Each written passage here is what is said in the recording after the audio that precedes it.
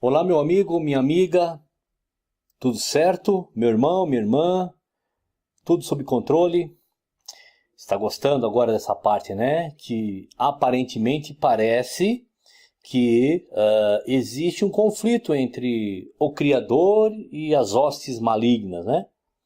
E nós paramos no vídeo passado sobre o título de Uma Parábola Contínua.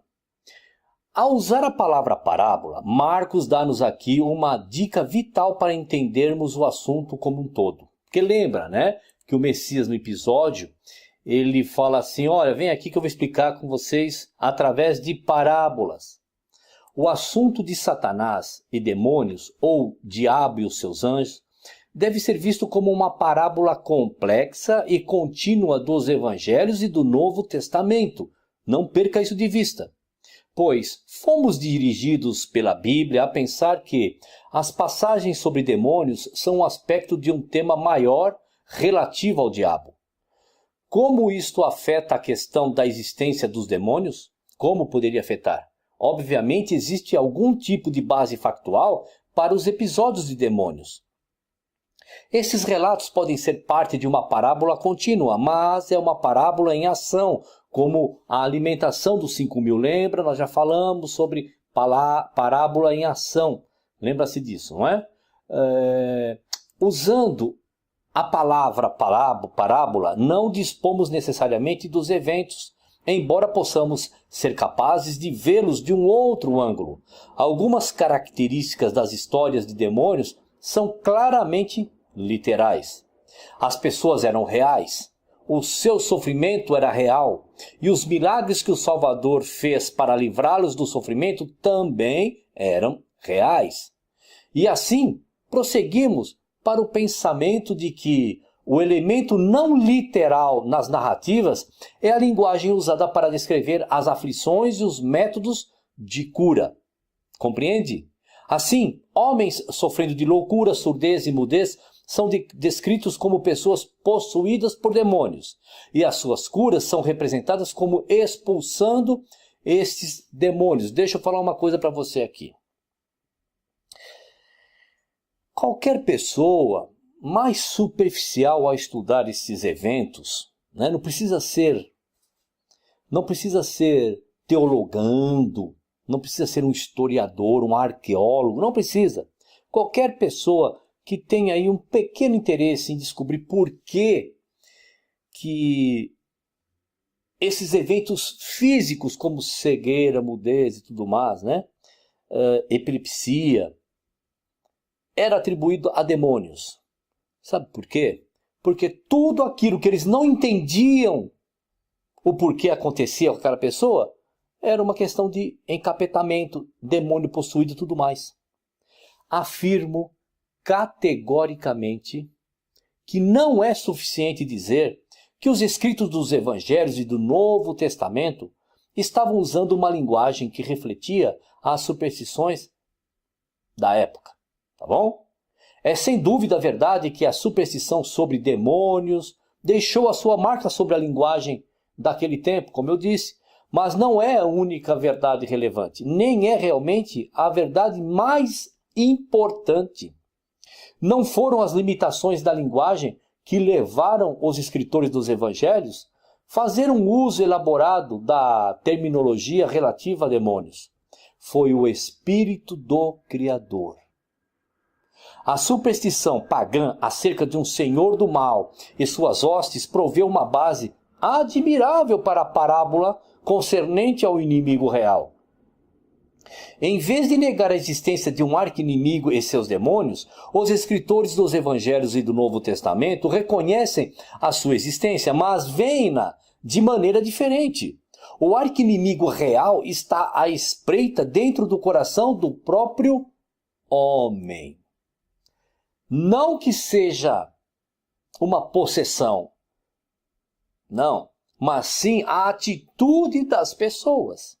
E em relação aos doentes, eles davam aquilo como a pessoa possuída.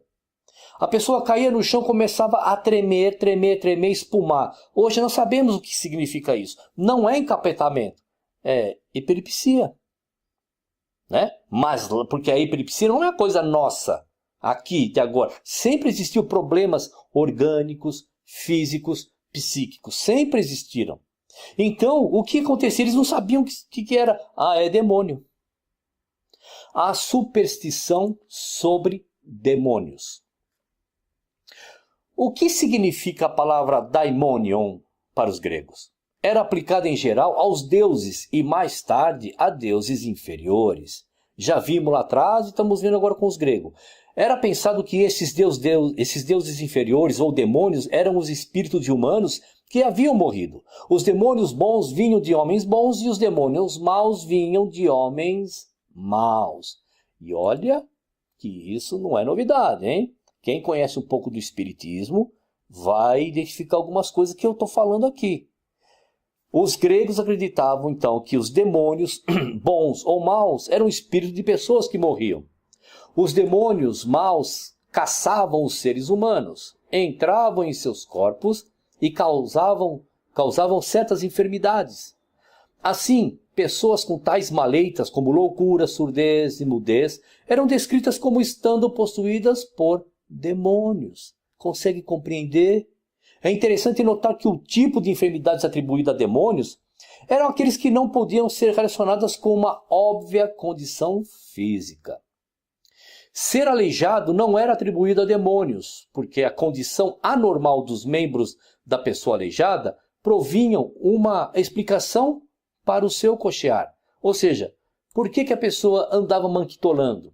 Por quê? Porque ela tinha um problema na perna, eles viam aquilo. Mas pessoas loucas, surdas e mudas pareciam igual às outras. Não existia uma explicação fisiológica que conhecessem e então a possessão demoníaca era colocada naquela pessoa. Uma comparação de Mateus 9:28 com 9:32 ilustra bem isso. Vamos lá. Mateus capítulo 9, verso 28. Vamos lá. E quando chegou à casa, os cegos se aproximaram dele e Jesus disse-lhe: crede vós que eu possa fazer isto? Disseram-lhe eles: sim, Senhor. Agora, capítulo 9, verso 32. E havendo-se eles retirado, trouxeram um homem mudo e endemoniado. Vocês conseguiram perceber? Tinha um homem com problema físico aparente e agora era um homem cego e endemoniado. Fato ou figura? Agora, vamos supor que alguém insiste que os evangelhos e o Novo Testamento ensinem que existam seres chamados demônios. Como vamos responder a isso se as pessoas continuam insistindo? Primeiro, aponto, referenciando Marcos capítulo 3, que o assunto de Satanás e demônios é uma parábola e que, como outras parábolas, requer cuidado ao lidar com ela, porque parábolas são coisas irreais trazendo uma lição. Tá certo? Marcos capítulo 3, verso 23. E chamando-os a si, disse-lhes: por parábolas, como pode Satanás expulsar Satanás? A seguir, sugiro que, em vista da origem pagã da demonologia e o fato de estar de perto ligado à doutrina da imortalidade das almas, que as escrituras refutam tão decisivamente, é muito improvável que a própria escritura ensinasse essas coisas. Consegue compreender? Está acompanhando o raciocínio? Não está? Está difícil? Volta. Volta esse vídeo aqui lá no comecinho. Ah, esse também está difícil desde o começo? Volta no outro. Ah, o outro também volta porque eu vou passar para vocês. Eu quando começo a ler alguma coisa ou assistir algo, eu não consegui entender, porque não vai pensar que eu entendo tudo de primeira. Eu vou, volto e assisto de novo. Eu vou, pego, volto às páginas e começo tudo de novo. Finalmente, meus amigos, observamos que, embora as escrituras falem de possessão por demônios, a própria maneira como isto é usado sugere que eles não acreditavam em demônios. Algumas passagens nos dão essa certeza. Mateus capítulo 8, versos 16 e 17. Vamos lá. Chegada a tarde, trouxeram-lhe muitos endemoniados, e ele, meramente com a palavra, expeliu os espíritos e curou todos os que estavam doentes, para que se cumprisse o que fora dito por intermédio do profeta Isaías. Ele mesmo tomou as nossas enfermidades e carregou com as nossas doenças. Mateus aqui nos diz que, por expulsar demônios, o nosso Salvador tomou nossas enfermidades e carregou nossas doenças.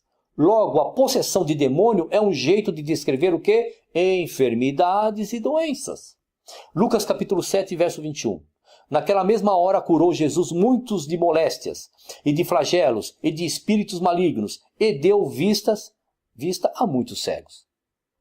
O Messias aqui é descrito como curando pessoas com espíritos malignos. O fato de que eles precisavam de cura implica uma enfermidade, o quê? Física. O uso da palavra curou na passagem que nós vamos ver isso, confirma. Mateus capítulo 12, verso 22. Então lhe trouxeram um endemoniado, cego e mudo, e ele o curou, passando o mudo a falar e a ver. Compreendeu? O endemoniado então não era mais endemoniado, era só cego e mudo. Ou cego e surdo, ou surdo e mudo. Agora o nosso Salvador os cura como? Expulsando o demônio? Pode-se falar isso. Por quê? Porque ele estava curado do quê? De uma doença. Agora vamos falar do endemoniado de Gadareno, né? Novamente, mas com outros detalhes. Agora? Não, no próximo vídeo. Tá bom, meu amigo? Vamos lá, meu amigo, minha amiga, meu irmão, minha irmã, vamos lá todos. Vamos lá para o nosso canal lá do YouTube. Vamos se cadastrar, se inscrever. Vamos lá assistir os vídeos até o fim. Vamos lá. Impulsione o meu canal, isso é bom. Isso ajuda a manter o canal no ar e eu postar essas verdades. Tá certo? Lembrando que a minha próxima sequência, minha próxima série de vídeos, depois que terminarmos essa aqui sobre diabo, satanás e demônios, eu vou entrar sobre os, provavelmente, tá bom, meus queridos? Provavelmente, sobre os profetas contemporâneos, sobre os profetas dos mormons, os profetas dos adventistas, esses profetas todos aí, nós vamos entrar para ver se o que eles afirmavam tem base nas escrituras. Tá bom? Bom, legal que você veio até aqui. Vamos esperar o próximo vídeo. Até lá!